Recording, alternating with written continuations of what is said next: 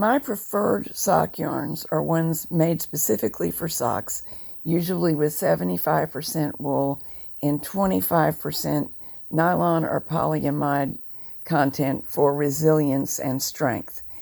Yarns like the ones I'm showing you are amongst my favorites, and the circular sock machine knits them very well. For my socks, I need the 60 needle cylinder, and I don't love the fabric that cylinder makes with these yarns. Here's why. I'll explain the issue and then I'll show you how to fix it. This is a pair of socks knitted to basically the same gauge on the sock machine, but they are not just alike in a surprising way.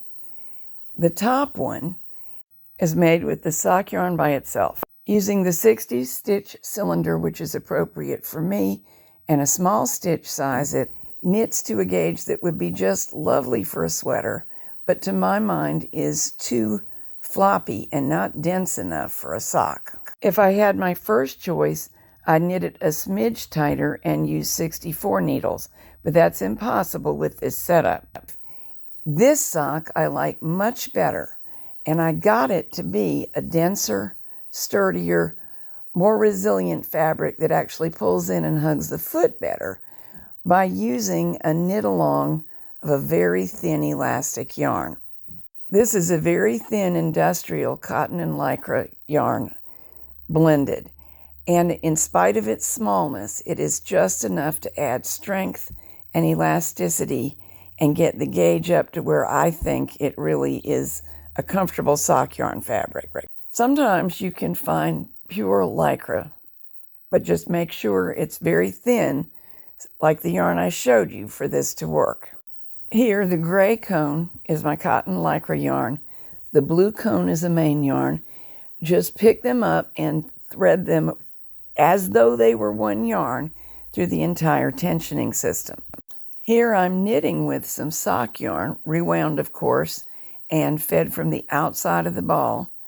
And they are feeding and knitting right now, side by side, and doing just a fine job. Here you can watch the yarn actually being knitted in.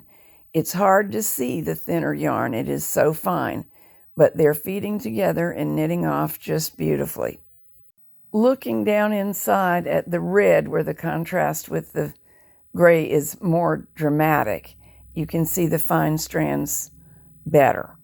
Some knitters tell me they get a similar effect by using woolly nylon thread made for use on sergers as their run-along.